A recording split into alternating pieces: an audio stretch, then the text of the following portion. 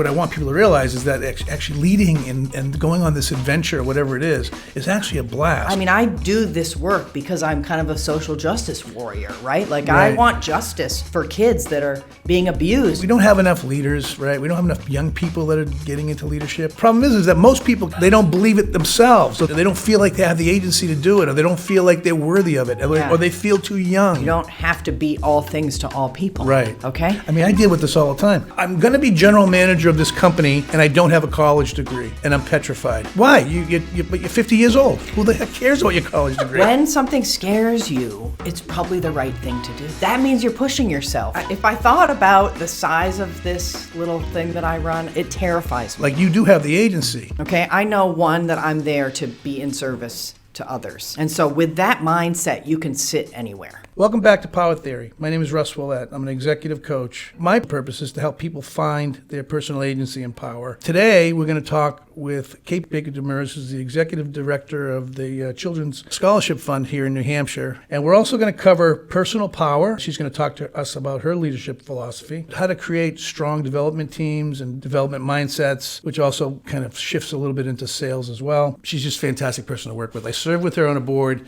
and her energy is, first when I met her, I didn't think fruitcake, but I thought fair, Russ. Fun. Fair. I thought, wow, this is going to be upsetting to the apple cart upsetter of the apple cart. Kate Baker Demers, apple cart tipper over. Just total wisdom and intelligence and energy and just freshness and just pure professionalism, and it's been great. So she's inspired me, and we're going to hear a little bit from her today. So thank you. Thanks for having me, Russ. Thank you very much. So happy to be here. Kate is the executive director of Children's Scholarship Fund, which is a national organization, right? And you're running the New Hampshire branch of that. That's right. Yeah, you've got it. And how long have you been doing that? So I'm going on about 11 years? Yeah. So tell us your story. Tell us your bio. I can't believe it myself. So my Children's Scholarship Fund in New Hampshire gives scholarships to kids that are low and moderate income in K to 12. Mm-hmm. And so you might not otherwise think this is something that's needed, but imagine you're in a school and you're being bullied, and your family, here's an example of one of our families, your parents, your dad's the truck driver that puts the Coca-Cola in the coolers in the convenience stores, right? I mean, that's a good job. Yeah. You can survive on that job, but if you have a bullied kid, you can't afford private school. Right. Okay, so you need a scholarship from us to be able to switch the school for your child. And so we're doing that all over the state of New Hampshire. You're right, Children's Scholarship Fund is a national. Our New Hampshire program is part of the national program. Everything we do and raise in New Hampshire stays in New Hampshire. We're kind of like in a bubble over here, but we run two programs. One's the scholarship program, another one's called Education Freedom Accounts. And I've been doing that for about 11 years. And I got there really kind of because my own kids, when they were young, I realized that they needed different kinds of education options, and I spent with one of my kids so long kind of advocating and fighting with the school that I realized, wait a minute, I could probably even start my own school in this period of time that I was spending so much time advocating. And so I, at that time, had kind of a group of parents in Manchester. We had this little kind of parent support group. That group went on to start a school, and that school became a charter school that still exists today, so that was cool. But I sat on the board of that charter school for 3 years, and I don't know how much you know about charter schools, their entrance is by lottery. Okay, so the school only holds about 100 kids. Right. We'd have 20 available seats, and 100 kids would apply for the 20 seats, and then we would use these merciless bingo balls to give away the seats. And so 20 kids would get them, and then the other 100 kids would cry because they didn't get into the school that would be the right fit for them. And I thought to myself, after watching this year after year, who's helping the rest of these kids? Because I knew there was seats available in schools all over the state, right? Wow. I mean, I lived in Manchester, so I knew there was little Catholic school, Montessori school. I knew you could go out to the Waldorf school in Wilton. I just knew these families didn't have money. Yeah. Right? And money is a problem you can solve for us. Yeah. Right? Yeah. And so at the same time, my friend was in the New Hampshire legislature, which for people listening outside of New Hampshire should realize that's not that exciting and original. There's 424 legislators. You could trip over them if you walk down the street. Okay? So knowing someone in the legislature is not that fancy. But he showed me this education tax credit bill, and I, in my craziness, So you studied yeah, this I thing. said, listen, Wow. if you can get that passed, I'll quit my job and start the scholarship fund, because Wow. I knew families needed it. Yeah. And I thought it would, you say things, Russ, Yeah, and you yeah. don't really think about the implications, Yeah. right? You don't think ahead, like, Yeah, but the lesson You know? here is that you followed something that was totally passionate to you. totally. I turned like Right. my hobby into my job, yeah. And I like, and Yeah. I did, when I read the website, I saw Yeah. that, I did notice that you can make $100,000 a year if the circumstances are there that you can get help. Like I remember when my Yeah. wife and I were, Yeah, it's low and moderate income you know, families. when we were Yes. starting out and we Yes. had little kids, Yes. there's no way we could think about affording That's right. to send to private school. Like we, That's right. You know, yeah. Yeah. So, anyways, that's great. You do that. It's yeah. so fun. I mean, it's been such a wild adventure, you know. So I want to get into. I got some specific questions Oh, about yeah? development stuff. Okay. But how does it's like? I have several friends that. So you're an executive director of a nonprofit. Yes. A big part of the job is development Yes. and raising funds and, Right. and you know finding that money. Yes. And so on. And I know lots. Well, it's of, an emergency. I mean, think about it. Yeah. Like if I have to raise the money because we give it away every year. Okay. Right. So I raise the money the year before and then give it away the next year. That's the way this program works. And so it's an emergency actually, because now there's 1,000 kids relying on us to provide their scholarships. If we didn't raise the money, they wouldn't have the tuition to attend their school or continue attending. So yes, fundraising for me is definitely an emergency, because I've got to continually grow and add more kids, because there's so many kids to help. Yeah. I mean, there's wait lists upon wait lists of children who need help. And then two, you're right, I have to raise that money, re-raise millions of dollars every year, yes. Right. So, and I know lots of people that have moved from like banking into development Yeah. or Yeah. something in Yes. development. Yeah. I have a great friend of mine who's a consultant in development. He just kills it. He has My job great, before this was like accounting and he business has management. he has great clients and he's doing really well. He was originally a banker and he saw an executive coach, and the executive coach worked with him and said, "Hey, listen, you know, like, what do you like?" And he said, "Well, I really like, you know, the social aspect of things," and moved him in. He got into a big nonprofit, decided development. He grew his way up. But it's fascinating to me how he did that. Yeah. So I mean, your journey came. You worked at a corporation for a while. Looks like you did PR or Accounting, actually. Well, I thought it did was accounting and business management in my job before this, and I did work at a school also. Yeah. So I have some education and some business finance type background. Right. This was my actually first fundraising job that I ever had. Wow. See that? Look at that. Right. Yes, I had not done really, besides like mommy fundraising, like PTA, Well, there's something fundraising. I tell you. So I've served on boards. Yeah. And I never have any problem asking for money. I have no problem. You put me in front of somebody, and I'll say, "This is what we're doing. Yes. This is what we need Yes. some help with," and I actually enjoy it. Like, Yeah. where did that come from? Right. Yeah. I remember the first experience I had is I was at Raytheon. I was buried in finance somewhere. Yeah. And I just wanted to get involved in my community, and I had my first kid. And I thought, I want to be involved in the community somehow. And I looked at Kiwanis, and I tried looking at certain things. And I somehow got involved in the Boy Scouts. And they needed someone to raise money for Boy Scout scholarships for the summer camps. Perfect. Kids that didn't have any money. Oh, and the only easy. requirement was that the parents had to write a letter saying they wanted the money. Right. Well, these letters came pouring in. And I mean, your heart cried. breaks when Yeah. you read these Right. things. Yeah. So then I had to go off, and I went to all the law firms and accounting firms and all the firms in the city of Manchester, and I, sent them a letter, and I went and met with some of them, like a committee, to talk to Right. them, and I just remember there's nothing but total joy. Now, if I have to Yes. go into a company, especially when I first started my business, and Yeah. have to sell my Yeah. company.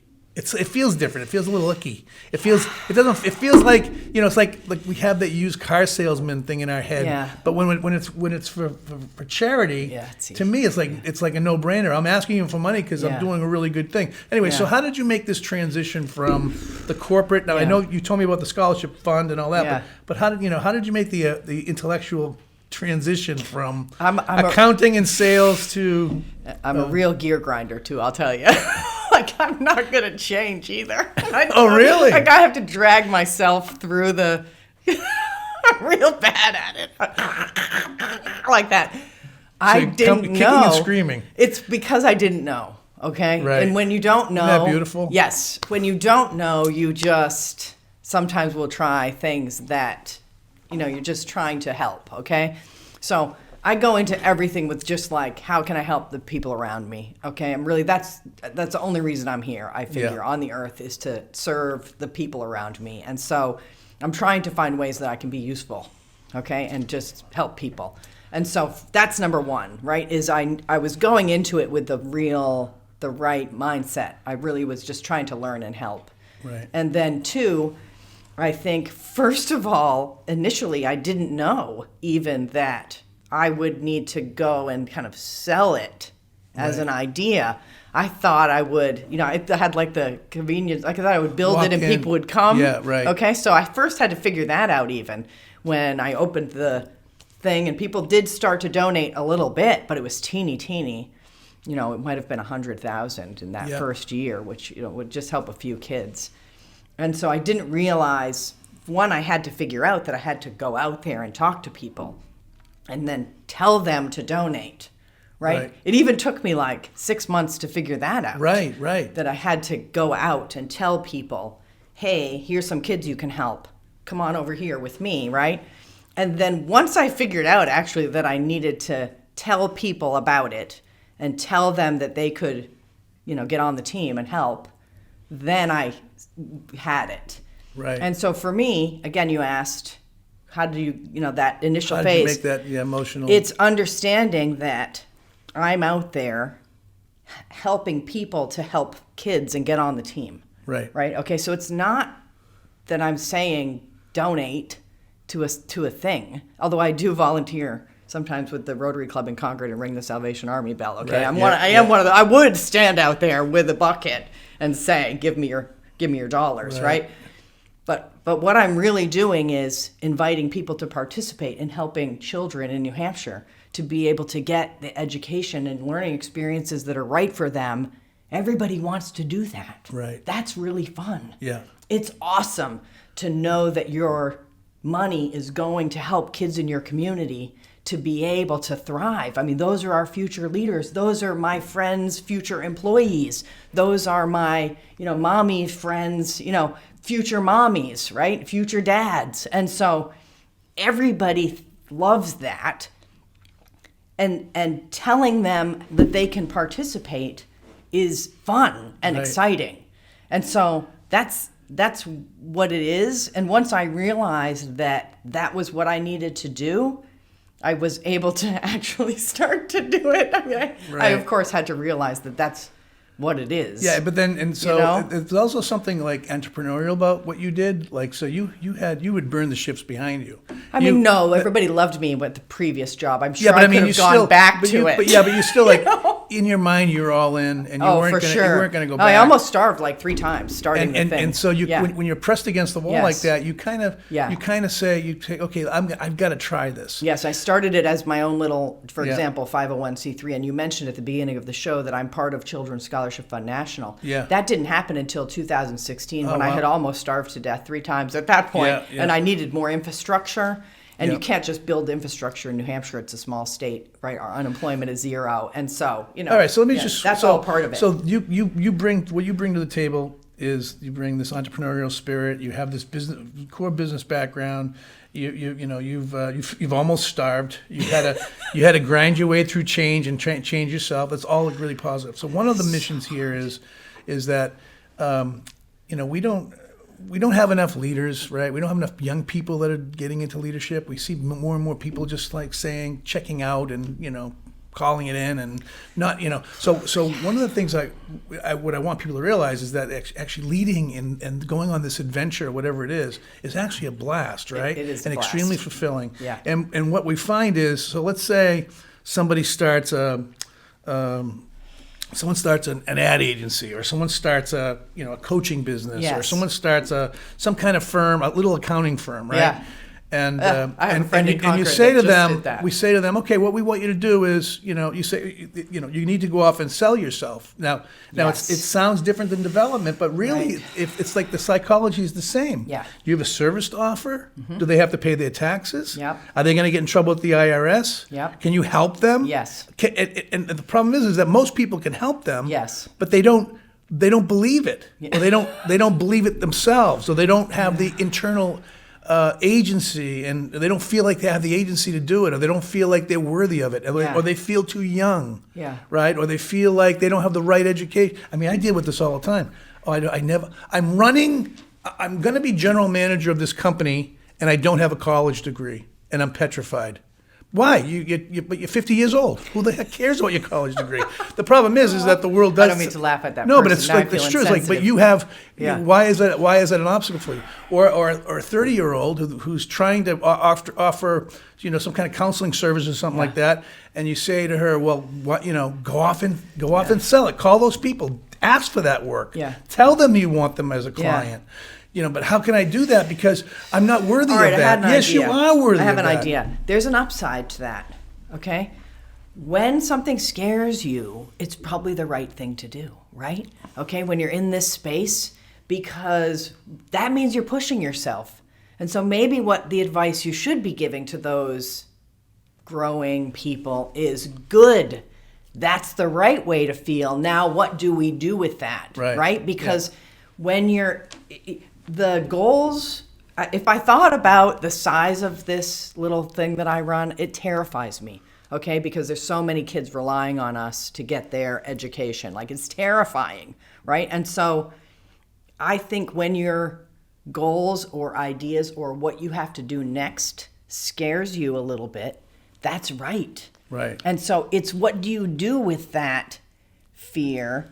Does your fear make you back down? Okay, then you maybe should need to rethink, right? And so that's, instead of telling them they shouldn't be afraid, perhaps it's what do they do with their fear now, right? Oh, I feel like I'm not good enough. Of course you feel like you're not good enough. Everyone feels like that, right? What do you do with it? Right. And okay, then go out and gain more Your point knowledge. is that everybody does feel that way. Yes. And how it has to happen is they have to believe in themselves somehow. And it's easy just to say believe in yourself. It's almost like, just do it you have anyway, a degree, whether you believe in yourself. Do you have a yourself degree in or not. marketing? Yes. Do you have a degree, did you go to, Sure. do you know how to take videos? Yeah. Do you know how to do the, Yeah. you know all this stuff? Yeah. Well, I know all the algorithms. I've got all this stuff figured out. Well, then why can't you sell it? Well, because, who am I? Yeah. I don't, and it's like, well, you're that person that knows all this stuff, and the other person doesn't know this stuff. And what I find is that once they try it a few times and they realize, wow, I actually know more about this stuff than other people do, it's like getting them over that. So in your shop, do you have people helping you with development? I do, yeah.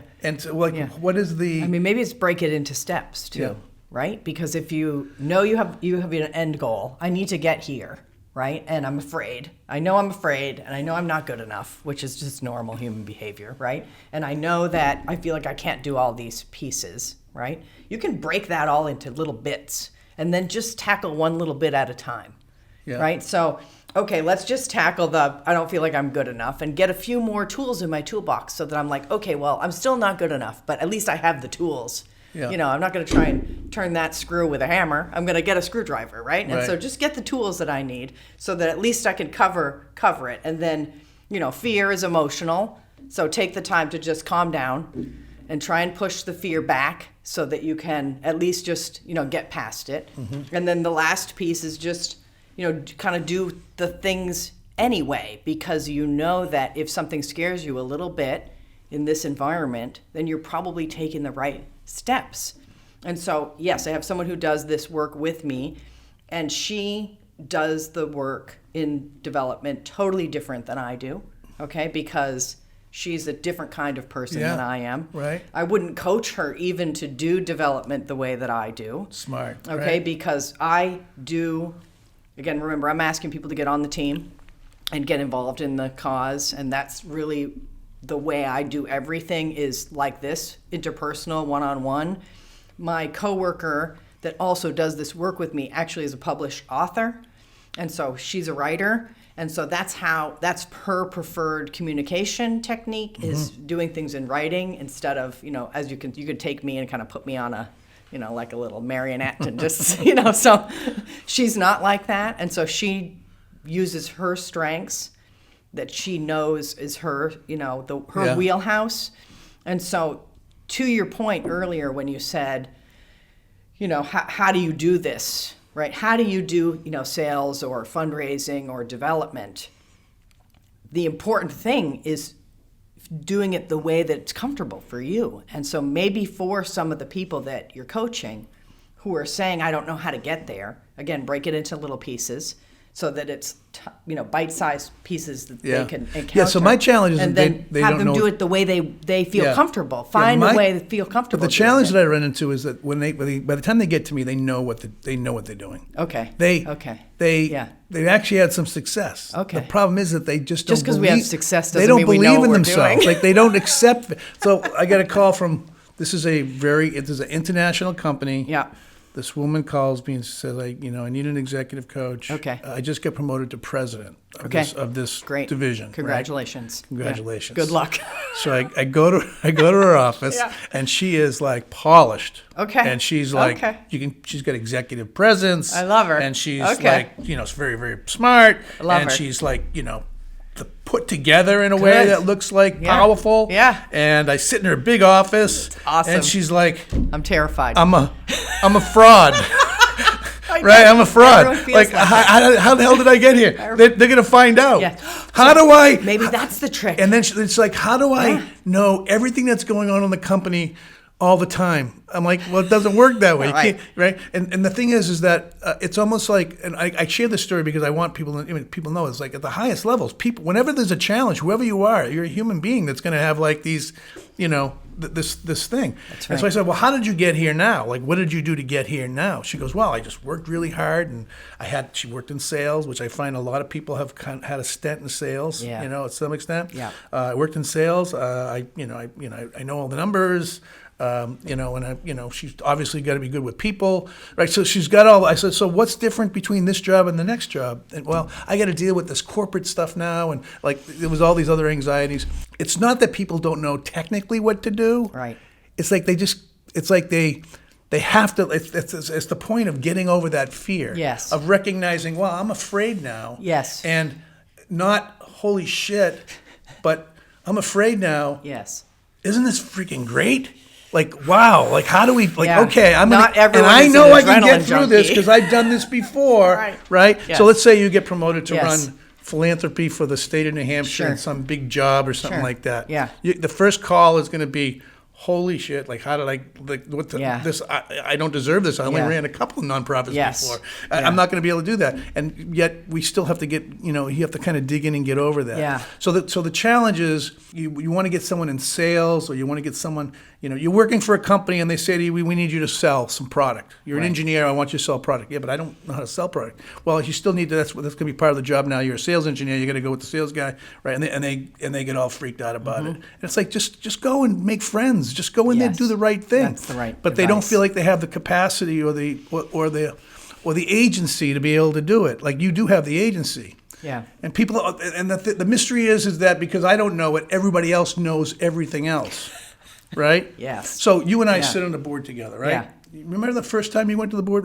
Maybe it's different for you, but for me, the first time I went to those boards, That's a good board. The first time I get on a board, Yeah. and the first time I go to Yeah. a board meeting, I'm kind of petrified.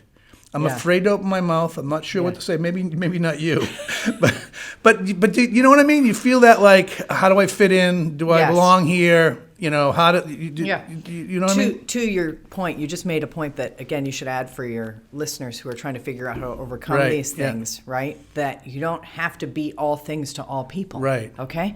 And so when somebody says to you, I'm afraid to do X, fundraising, sales, whatever, just tell them to try to do a piece of it, right? Right. Like when you're in the meeting, just because you're in the board doesn't mean you have to talk, right? Right. Okay, so to your example, the first time that you go to a board that's a high functioning, high level, high stakes board that you're on now, big responsibility, right? It's okay to not talk. Yeah. It's okay to just go in and say, I'm just going to sit here and participate in a way that's comfortable for me today, right? Yeah. And so maybe that's the And answer. then little bites, and then Yes. eventually you get more Yes. comfortable, and right. And so maybe that's the answer to somebody beginning this type of So work. I'm curious. Do you get nervous when you sit on these big boards for the first time?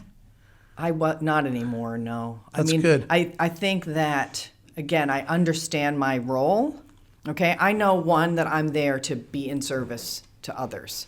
And so with that mindset, you can sit anywhere. Right. Okay, I can sit in any room, environment, doesn't matter, because I know I'm there to help in some way or not if they don't need my help, right? And so when I'm in an environment like a board or any group, I know I'm there to serve. All right, so what I want to do that's is a comfortable I want to space ask for you me. when that shift happened for you, and I'm going to tell you when it happened for me. Okay. All right. Okay. So I've been a little bit of an overachiever most of my life. Not the Not best, you. not the What? best grades, but worked really hard. I always great. knew that if I worked really hard, and always find myself in more challenging situations, and even when I started this business, I had business experience. I worked in finance. I worked in organizational development for a Fortune 500 company. I had some great experiences. I went and got some certificates on how to perform some of this work. Tools in your toolbox. Tools by toolbox, but I still just felt, and I remember the last day of one of the trainings, I said, so now what do I do? Like, this isn't enough information. I remember being like, I'm not prepared enough yet, never feeling enough prepared. And this, I think, was part of my personality. Like, I was just always trying to fit it, just trying to be better, or always feeling like I'm 3 steps below. Yeah. I always just didn't feel like I fit in. But I was worthy of it, and I kept trying and trying and trying. And then I decided to get a doctorate degree, right? And I thought, okay, so education was the thing for me, filling it with education. And I'm not saying this is for everybody, but for me, the more education I got, the more I was proving to myself that I'm not an idiot, that I'm actually worthy, okay? It's a false thing. It's not necessarily true. I was worthy before the degrees, Of course. but it's like that's the mindset. And then when I got the doctorate degree, it's almost like it all went away, and it went away because I actually went to a therapist, and I said to the therapist, "This is like really You're safe. personal and It's a deep." safe space Right. here. Thank You're you, safe. thank you for letting me be on your podcast. Yeah, you're welcome. So I went to a therapist because I couldn't write the dissertation. I could not write it. Like, I was paralyzed. I had all this information. I had like a year left to finish it, and if you don't finish it in a year, you're not getting the PhD. You don't get it. No, you're not getting the doctorate. So I went to a therapist, and she had one session with me, and like within 5 minutes, I figured it out. You a self-sabotager? No, what it was she took me back to first grade. I was sitting in first grade Catholic school. Okay. Where'd you go to And Catholic then school? St. Teresa's in Methuen. I don't know if they're there great. anymore. I went to St. Marie's there, you on the west side. Yeah. And Sister Teresa called on me. Yes. And I couldn't answer the question, and I couldn't talk. I got paralyzed. I remember, I don't know, it was third grade or whatever it was. Yeah. I just remember, she brings me back to this moment, and she Yeah. says, well, how do you feel? I say, I feel stupid. Yeah. And then it was like a flood of, I don't want to feel stupid in front of these pompous-ass PhD committee people that are going to tell me I'm not terrifying. worthy of them. It's terrifying. That's what it Yes. was. Like, so I've always had this little insecurity complex about that Yeah. stuff. As soon as I did that, it was gone. Yeah. And it's almost like I'll walk into a room of MBAs from Harvard. I actually worked with a medical company in Cambridge. They're all PhDs, and you should see the passive aggressive. I mean, they're worse than lawyers. Yeah. I mean, they think they know. It was like, it was really, I can handle them. I can handle them all, no problem now. But it was because I decided that I could. Mm-hmm. It was because I made the switch in my head that, you know what, I am who I am. If you don't like me, you don't have to like me. I can offer you gifts. These are the Yes. gifts I'm giving you, and Yeah. so that's the switch that Yeah. made for me. What was the switch for you? Or maybe you never had that. So, I'm going to talk about my dad for a minute. Yeah. Okay. Because he's a leader that I really admire. He passed away over the summer, just to put I'm my, so sorry. my shaky voice in Yeah. point of reference for everyone. But my dad was a kind of person he's very gregarious and was like kind of the life of the party person, but had this pure kind of spirit. Yeah. Where anywhere he was a leader, but he never wanted to be a leader. So he was always kind of one of those leaders from behind. Mm-hmm. But so not only did I learn that from him, but he would teach me, again, no judging books by its cover. And so some of the stuff that you've said here is judging the book by its cover, right? Assuming that somebody from Harvard is going to be, right? Okay. And so he said, again, every person, treat them just like an original. Right. It doesn't matter if they're the CEO or, the janitor or whoever it is, you treat everyone with respect and on equal footing. And so that mindset helped me to be able to just You were peers with everybody. go anywhere and Right. and relax a little Yeah. bit. I mean, sometimes that shoots me in the foot because, I could be too relaxed, and sometimes I might say, I did grow up on the west side of Manchester, right? Sometimes Right. I'll say something that might be, not the right joke at the right time or something like that, right? You make mistakes too, right? And so understanding that making a mistake is okay is also part of this. But yes, understanding that when there's a person around you, they're just a regular human like everyone else. There's Right. probably something you can learn from them if you can get rid of that fear and sit and listen and pull it, right? There's something you can learn from them for sure. Without a and doubt. probably something they can learn from you, even if you feel like there's nothing you have to teach. That would be like saying that if I'm talking to someone who is not at my level, I'm not going to learn. That's not true. Right? I'm going to learn something from every person that I meet in some way. They might have an experience that's totally original that I haven't experienced. And so just, being able to put myself in their shoes for a minute could be valuable. And, or yes, there's someone like we were talking about our friend earlier in Concord, Teresa. Yeah. And it could be somebody like Teresa who turns out to be a mentor to you, right? And so being open to meeting people, even if they are intimidating to you, Right. is kind of the trick. And understanding that they're just humans, that's respect, too. So- That's being respectful to them by saying, I'm going to treat the janitor the same as the CEO. Yeah. The CEO wants to be treated the same. Oh, by the way, they wouldn't be CEO unless they That's had right. that humility. For That's the most right. part. That's Yeah. right. And so Right. I thank my dad for that because he taught me that in kind of his gruff, I think that is. adorable. I think that's a fantastic message for people because, like in my situation, I was always kind of chasing it a little bit. Okay. Like I always kind of like, I got to be more worthy. I've got to be more worthy. I got Yeah. to try a little harder. And I Yeah. think there's a lot of people in professional life that are like that, and they do persevere. Yeah. I've always had the mindset that whoever I met the president of Mitsubishi once, and I had to psych myself up. Like I remember going up the elevator, I had to psych myself up to say, he's just a human being, Russ. Yes, He's just a human that's being. right. Yes. He gets up in the morning and brushes his teeth just like you do. Like, Yes. And the funny thing is when the elevator door opens, the president of Mitsubishi is standing there with his little business card in his hand and he bows, Yeah, cool. like welcome. Yes. Welcome to my world, right? Cool. Like so, but I think that message is good. Like if you just look at everybody as offering something, no matter what their station is, and I have something for them if they're open to it. How can I be of service to How them? can I be of service to them? Yes. And how can I help them? Yes. And I'm just going to go into the world and engage that way. And- Yes. And if they don't like it, if Yes. they don't like what I say in a meeting, Yes. well, hopefully I'll win them over next time. If not, it's their loss. Okay, this is great. I always ask this question to everybody. Tell me about who is your model of a leader, either in history or in your life, or someone that's And I'd like to give me a couple examples. Who do you see as Okay. a great leader? Yeah, people that I think are great leaders. So I've got a few different types of things that I think are valuable.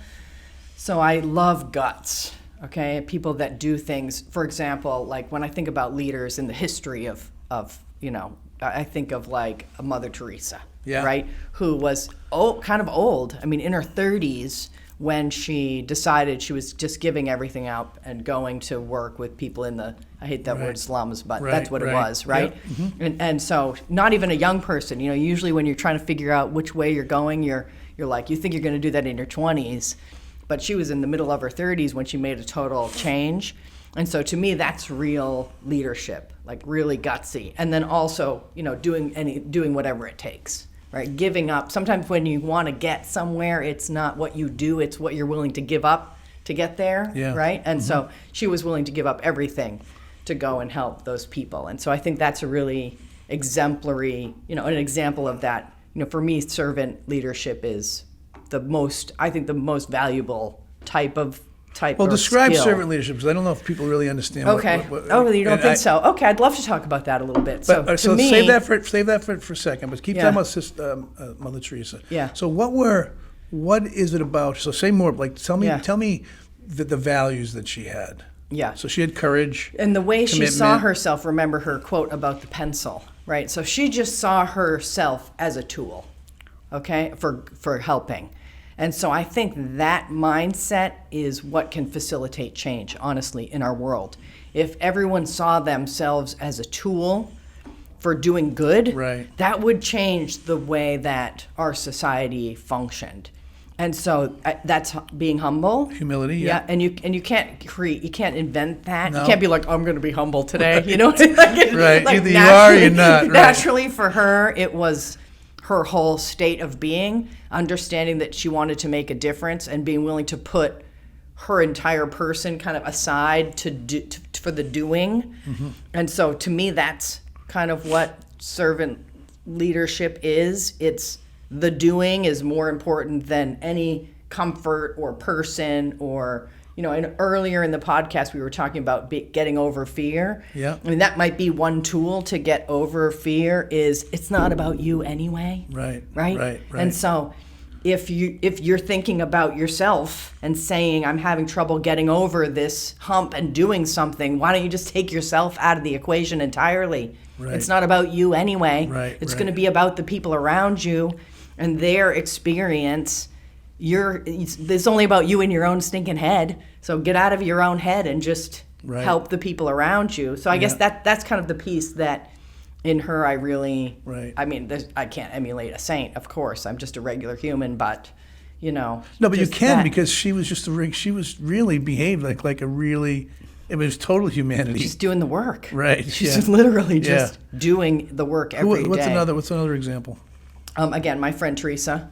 Yeah, so we know Teresa. Teresa Rosenberger. Yeah, she was recently Citizen of the Year, you know, from the Concord Chamber just a couple of years. So, yeah. And I don't know if she's still Divine Milliman or Bernstein. Bernstein, sure, yeah. And she's just again another person. And she was president of Unitil, or was it Fairpoint? Fairpoint, yeah, for a while. Yeah, and she's just again another person who I would describe as humble, which so the people that I see them on a pedestal. I mean, these people, Teresa, you know, Mother Teresa, we got two Teresas. Who'd have thought? Okay? Yeah, maybe there's a theme. Maybe there is a theme. I put them on a pedestal, but they would just drag themselves off the pedestal in a minute. And, you know, but Teresa Rosenberger, what I like about her style is she's very direct, but in a way that you can always hear it. And so sometimes she gives me instructions, but I don't even realize that she's giving me instructions because it's so comfortable. The way she approaches things is so human. The way she talks to me is so, you know, she's just such a great communicator and such a great person that you feel like she's in it with you all the time. You feel like she's got your back. She's your friend. Yeah, she's got your back. Right. She's in it with me. And so when she's giving me, even sometimes, don't do that, do this, Kate. Yeah. Still, I know that she's all in it with me. And so that's that kind of team mentality, right? In a leader, when it's either you're building your team or you're trying to get people on the team, that's development or sales, or, you know, getting your team to be happy and effective and efficient. Kind of that collaboration, and I think collaboration isn't quite enough of a word because I'm thinking of it more as a coach. Right, yeah. Right, like an expert level, like probably like what you do when you're coaching people, right, and helping them. But I know that I see, you know, Teresa, my other Teresa Rosenberger, like that. I mean, she's like an executive coach. I have a great story about Teresa. Okay, great. A bunch of years ago, I did this piece. It was the 10 most influential leaders in New Hampshire at the time that I saw as influential leaders. Yes. And the whole vibe of these pieces were that they've overcome a great deal. Yeah. Oh, right? She has. And when I originally interviewed them, I didn't know what they overcame. Oh, wow. So, but my theory is that great leaders have always. Yes. If we go back in your history, we'll find something that's affected you. We all have that. There's a reason I help bullied kids. Okay. There's a reason I help bullied kids. Right. Yes. Right. Like there's always There's always something that has affected us that make us, you know, the way we are. Right. So that was my theory. There was only one person that told me they didn't know, and I'm almost he was perfect the way he was. He had nothing. You know. Of course. Good luck to you. But Teresa's story was, and you probably know this, is that she was hit by a car on a bicycle, and she lost Yeah. She lost her thinking Yeah, she had a ability. brain injury. She lost her physical ability, and she had to learn All from again. scratch all again how to do that. And that was before she was the president of Fairpoint. I know. Right? So Amazing. the most. I mean, first of all, let's just take a minute. She's a genius. Yes, right. I mean, yes. First of all, so brilliant. So she says. person. She's telling me, she says, it's funny, when I was at Divine Millimet, I wanted to walk to work because I wanted the exercise, and so she would walk to work, and she was funny. Every day there'd always be someone from Divine Millimet that would meet me and Imagine that. walk me in. Isn't that a nice story? Yeah. They did that, Yeah, for of course. her, right? Yeah. Yeah, and so anyway, she tells that great story. And there was one advice I asked her. I had a client that was, I call him he just couldn't make a decision.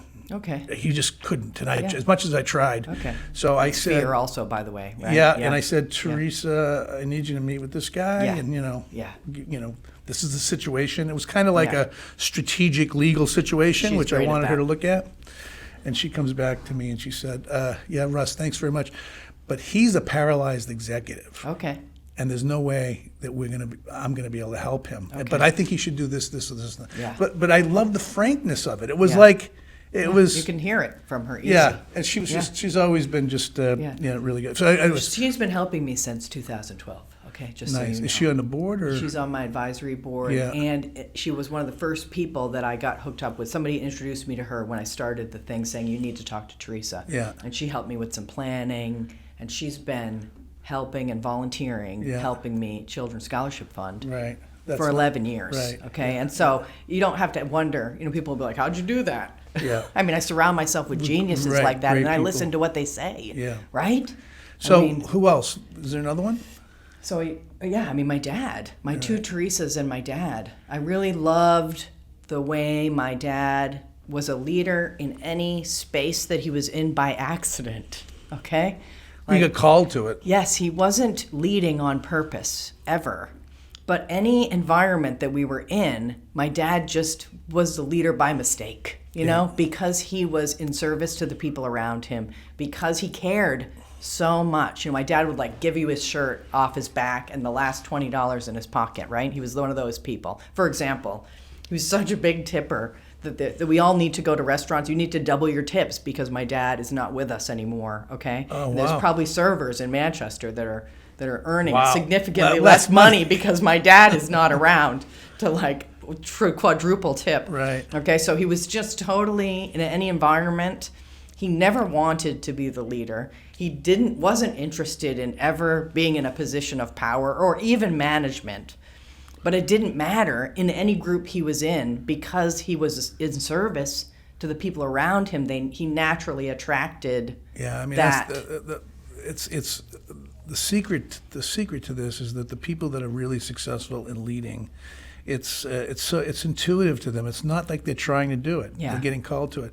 So, are you a big tipper? Yeah, too Yeah. big. I get So in this trouble is- from so my this is- husband even. so this is what he you tries just- to take the slips away from me because I'm so dangerous with the pen at So the this is the restaurant. deal. The deal is that when you give those three examples, you just described your own leadership style. Fair enough.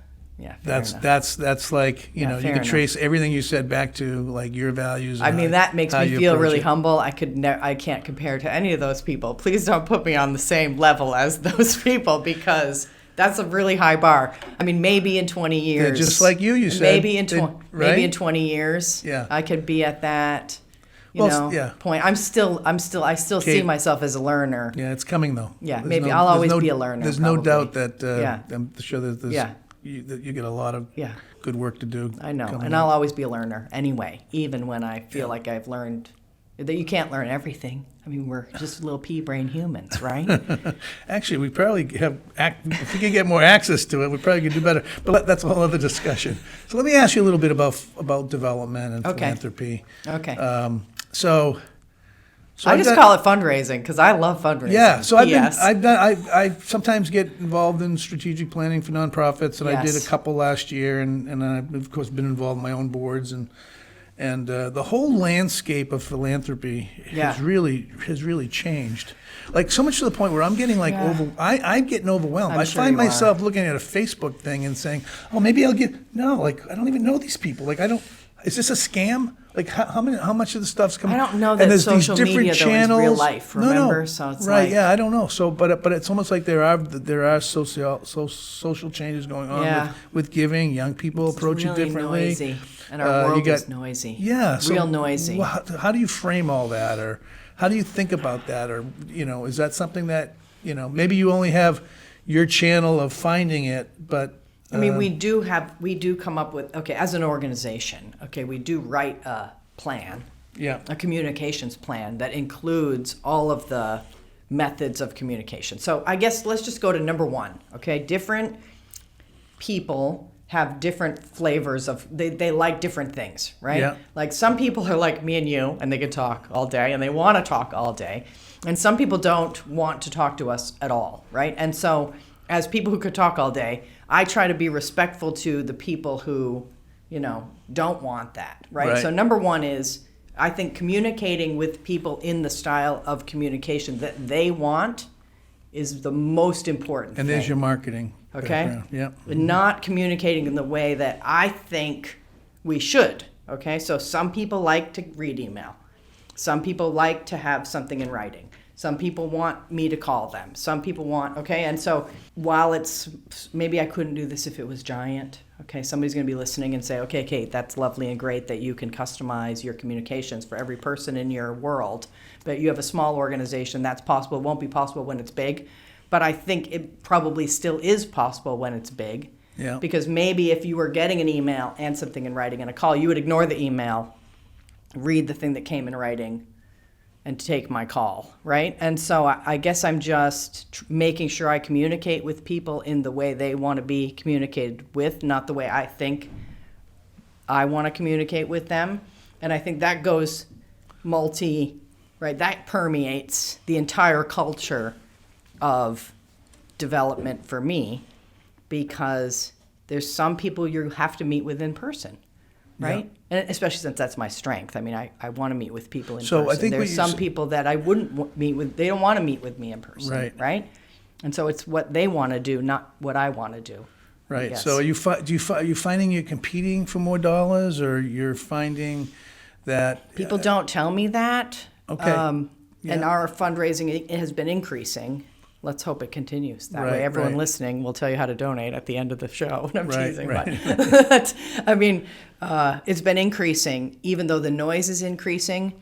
I think, too, I acknowledge the noise and the competition. Okay, so if you were someone I was coming here to tell you to make a contribution, I would acknowledge that the world is busy and noisy, and I understand you have competing forces, and then I would share with you how you could get involved, and then let it be up to you.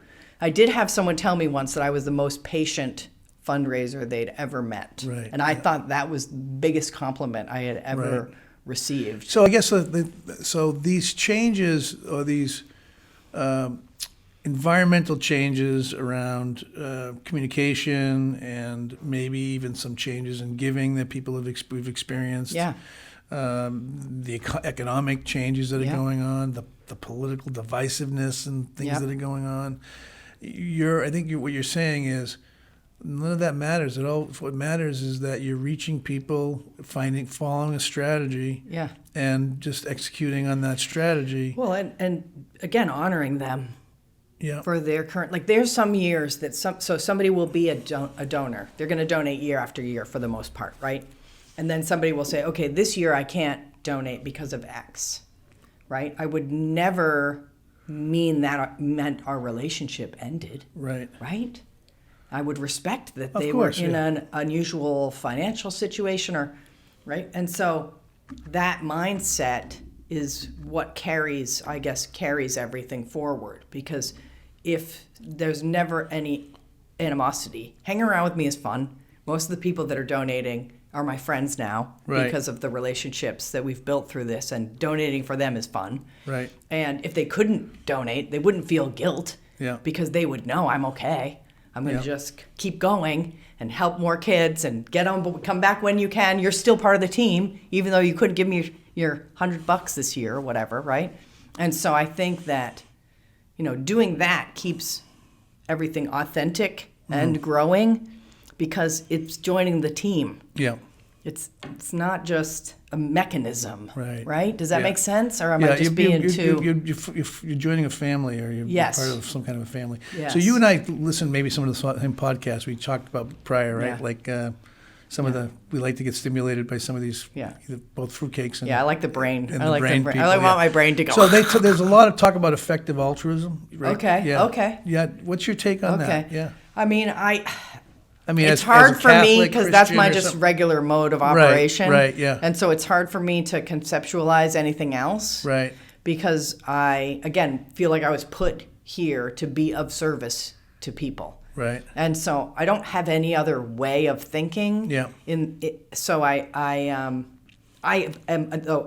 People would sometimes say maybe I'm an over giver. Maybe it's too much. Well, you tip twice as much as you. Yeah. You know, Right. So good. maybe I don't know, but I don't know what too much is. Right. It's like give till it hurts. I don't. Yeah. So I have trouble reflecting on it from my own perspective because I'm so in it. Like, if I could do more, I would do more. Right. Yeah. Okay. And I spend every day of my life doing charity work. If I could do more, I would. Yeah. And so I don't even know if I could talk about it without it being so personal to me. Right. That's all. Yeah, it's just nice to hear. It's nice to hear people are spreading that word about giving and being effective about their giving Yes. and things like that. But I mean, I do think that here's one example from my bookish background is I am transparent as a nonprofit, and I do think that when you're giving, that's what you should look for, right? When you're going to your donations are really valuable, to your point, right? You said there's a lot of competition in the world. And yes, you should give till it hurts, but you should also give where you know what's happening exactly. Yeah. And where the nonprofit is totally transparent with you. And they report back to you exactly what they did with your money. And so that was another thing I learned from my dad, okay? Just do what you say you're going to do every time. Right. And in our world, that makes you an exceptional person. Right. If you literally do, so Russ, I do what I say I'm going to do every time. All right? And that's it. There's no exceptions. Right. And that's a simple concept that I think sometimes we overlook. But make sure that if you're going to donate, right, you're going to support a charity, that they're doing what they say they're going to do every time. Yeah. Right? Because that's the whole So, role of a charity in our community, right? Is that. yeah. So say more about giving till it hurts. I love that phrase. So my take on that is, Yeah.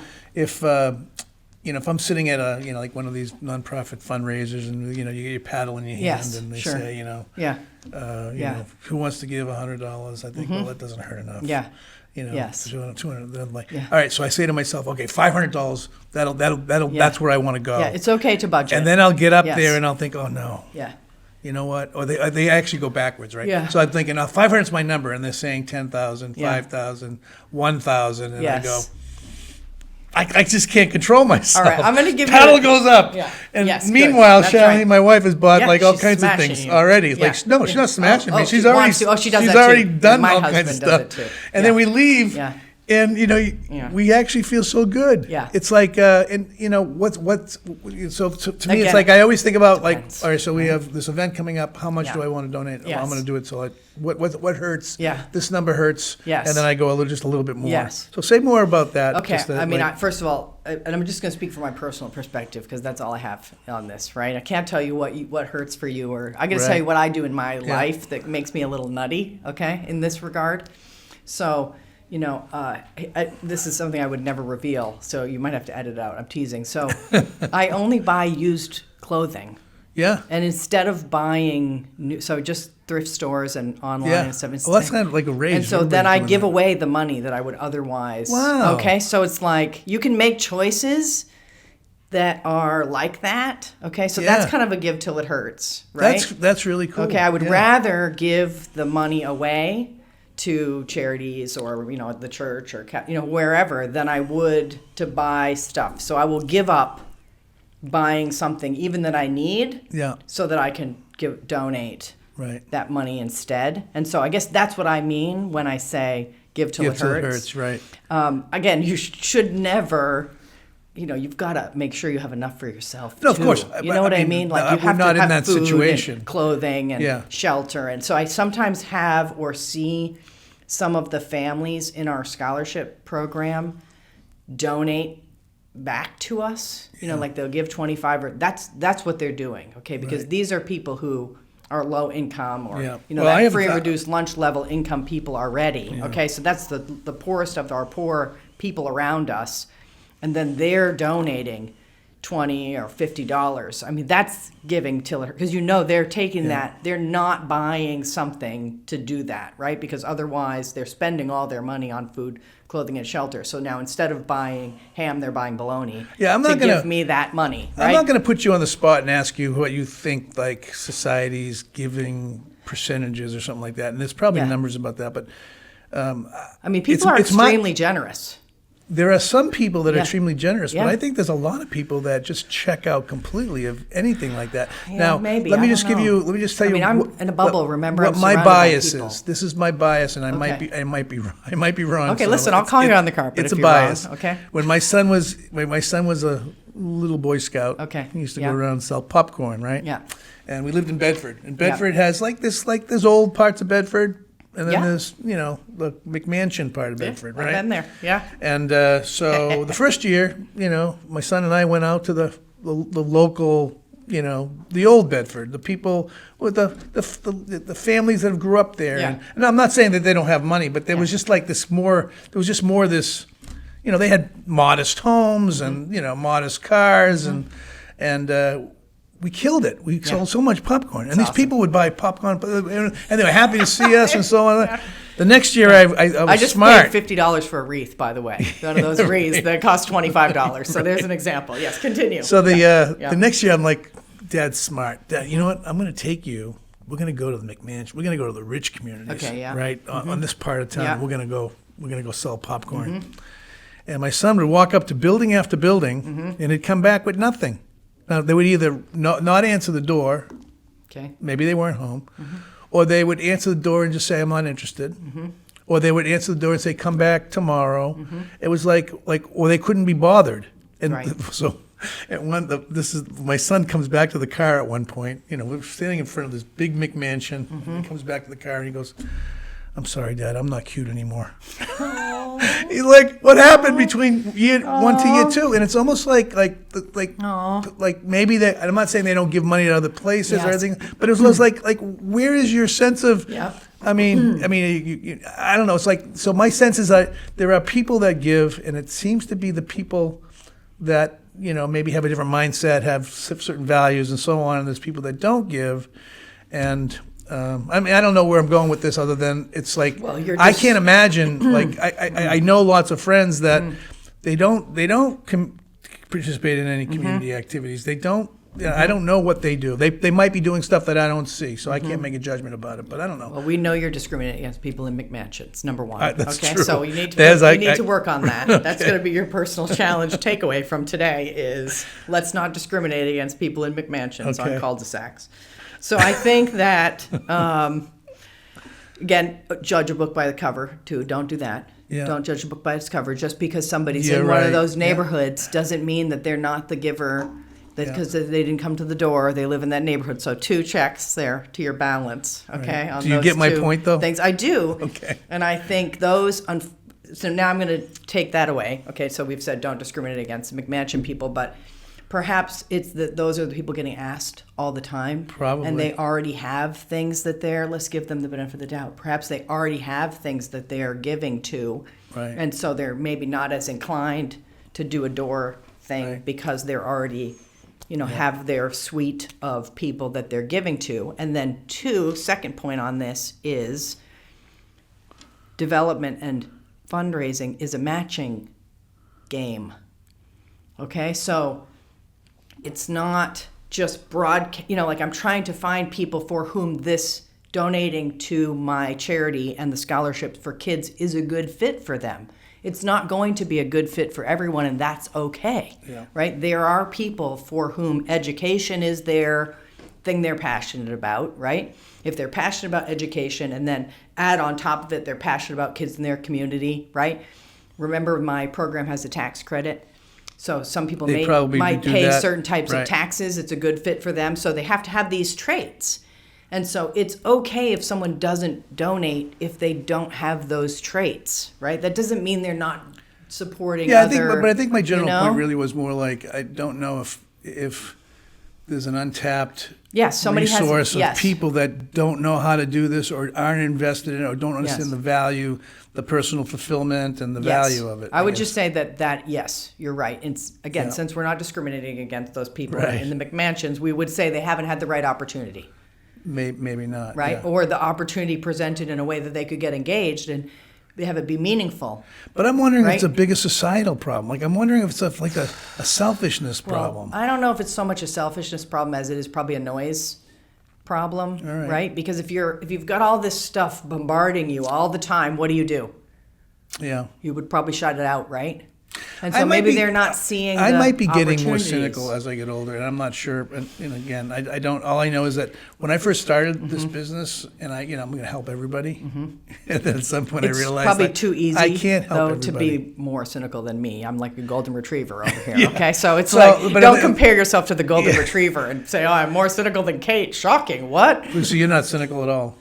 I'm like a golden retriever for the Okay. most part. Yes. Yeah. Yeah. Well, I think I'm more like a wired-head pointing griffon. Okay. But Yes. having said that, I feel like I'm getting a little bit more cynical. Like I used to think I could, help anybody, but not everybody's ready to be helped. That's okay. And Yeah. that's It's okay. not a reflection on you, though. No, Yeah. not a reflection on me. It's Yeah. just like it's like okay, well, I'm not going to be able to solve that problem. That's fine. I think that when I look at what goes on in popular culture and in Yes. politics and everything else, Yes. I look at that and I say, it feels like there's just so much like negativity and Yeah. and hatefulness and, Right, but you're taking and tribalism. taking action. So you can flip that on its head.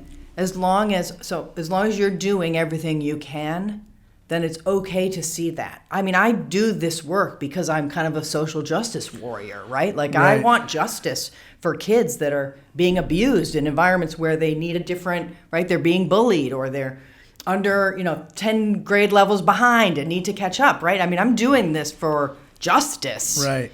And so it's okay to look at the world with that mindset of I need to help and fix and do everything we can do. Just don't let that be your, acknowledge that you're Or doing don't give up everything on you it. can. Even if that's the case, Yes. don't buy into it. Yes, if don't everyone, give up on everyone it. is doing everything they can. Right. And that's the ship we're all in. And Yeah. we're never going to be, none of us are ever going to be perfect. Yeah. It's a world full of humans. Yeah. Okay? There's going to be something that's Right. not right at any given time. Yeah. And if you let that not right thing drive you to a place where then you can't be participating, I mean, then that's when it's really bad, right? Right. And so I think just continually to Yeah, I'm not saying continuing that's gonna stay it's gonna get engaged. me off track. It just means it's like I just I just wish I could I wish we could change that somehow. I and mean, we I'm do not- have a I'm not fairly sure. materialistic culture Right. in Yeah. America. And so that probably is something that we all can work on, Yeah. is lessening our impact and our desire to have the latest and greatest Yeah. thing. I mean, yes, that's probably everyone in America can work on. Right, Is yeah. not trying to just have the latest and greatest. Although these microphones are really nice, by the way. So it's just, sometimes you need something. These aren't even the good ones. And sometimes you need something like this, right? Like if we were like, okay, well, let's go get some used microphones from Savers, they probably wouldn't have the same. So sometimes you do need a thing Yeah. to do a job, a tool, and that's valuable. Yeah. But I do think there's a balance there where there's a lot of, yes, we know our culture is materialistic and we Yeah. could all do better with less impact, Yeah, less materialistic and also probably less self-indulgent. Sure, of Right. course, And of course. and probably a little less selfish. Sure. Right. Couldn't we all? Yeah. Right? Everyone has room to improve Well, in that. Because, again, we're in our own heads, right? We only think about ourselves in our little heads. yeah. So if we could We're- get out of our I like heads to say that we're all coping and start to, to some extent. Yeah. how can you be of service to the people around you is kind of a good start, Yeah. probably. So as I'm sitting here, I really get the sense that, so first of all, when I called you, when I said fruitcake earlier, Yeah, I am a fruitcake. I meant know that in a very, very affectionate way. Thank you. I appreciate like it. my sister, Yeah, who I want to hang I out own with, and you attract people to you. Thank you. It's obvious. It's obvious why. The stuff that you've done over there is absolutely fantastic. I love that. I didn't know that it was an entrepreneurial story. Like you started from I scratch. know, and turn my hobby into my job. Yeah, love that, and that's Yeah. that journey. I think is got such growth effect, Yeah. on people and confidence effect, Yes. right? I love that you don't necessarily you don't struggle in a way that I think most of my experience when I see people do is like trying to be better and trying to have people like them and try to Yeah. be perfectionist and also Yeah. you just kind of like I'm just going to go give my gifts and do the best I do can. the best I can, Yeah. which is okay. Yeah. That's great. It's all really, really, profound. But if you had to tell, like, when you're mentoring younger women, Okay. well, you don't have to say women. Of course, I'm not ready for it yet. Yeah. You know? Why do you say that? See, there you go. I still want a mentor. You can still have a mentor. I know. In fact, you can have as know. many mentors as you want. You don't even have to tell them. They don't even need to know that you're a mentor. But anyways, you should be mentoring other people Okay. if you're not. All right. Okay. So, but so put yourself in that. What Yeah. are you like 25? Yeah. No, I'm going to be 50. See, what do you mean you're not ready to mentor? Of course you're ready to mentor, right? So when you're Yeah. mentoring people, like, Yeah. if you had to just summarize. Okay, yeah. Summarize, like, what's the best advice to give them? I mean, other than the things we've spoken about, right? I mean, other than give yourself, be passionate about what it is, Yes. do the right thing, tip well, all that stuff, right? Give Like big what, tips. like what is it? What does it come? Like what comes to mind is giving someone Right. profound advice that'll really help them find their power. I mean, it's simple, right? That do what you say you're going to do every time. Yeah. And just do the next right thing. I love Okay? that. Yeah. The next right thing. Because in every situation you're in, you always have decisions to make. And decisions, can be hard to make decisions, but it also can be easy, right? It can be obvious. And I think if you're always doing the next right thing, then you'll continue on the right path. Does Yeah. that make sense? And Right. I hate to use T-shirt slogans or whatever, no. but I mean it's very simple because like having good ethics and then acting on that layered with authenticity is kind of the magic, Right. I guess, because if I'm doing what I say I'm going to do every time and I'm doing the next right thing, and then I'm honest and transparent with you about that, then we have a relationship. Then I've built then there's a comfortable, honest relationship there, and that's the bedrock, the relationships with the people around you, whether it's your peer or it's your boss or it's whoever it is. That's the bedrock for getting everything done. Yeah. Because with a relationship, then we have a team, then we can collaborate, then we can problem solve, then we can fundraise, then we can make a difference for kids in the world, we can improve our society, we can pick up trash in our neighborhood. If we have all of those bedrocks in place, Yeah. we can make all of that positive change. Yeah. Awesome. Great. So truly, honestly, it's a pleasure to work with you on that board. I'm sure you're going to do you got plenty of great things. I love that it's not a planned journey. I love that it's like journeys would suck if you knew everything that was going to happen. Yeah. Yeah. Like, it's scary though. Just get dropped off and figure out where you're going to stay tonight. Yes, and it's okay to be afraid and too. be afraid. Yeah, And find, what city you want to go to tomorrow. Yeah, yeah. I'm comparing this to my last Portugal trip that I took. love it. That Yeah. was a little too scripted for me. Yeah. It was less enjoyable. Yeah. Which is let's just get in the car and drive somewhere. Right. And I think sometimes we try to like script out life too much. Fair enough. Yeah. Yeah, and I think there is some value in. How can I help the people around me is basic. Help people, do the right thing, respect people, be basic. real. Yeah. Thanks to my dad. Connect, And be a big tipper. and be a big tipper. Yeah. All right. Well, we'll end with that. Thank you so much. I appreciate it. Thanks for having me. Just tell people how they can help your organization. Sure. So, again, Children's Scholarship Fund is the organization I direct in New Hampshire.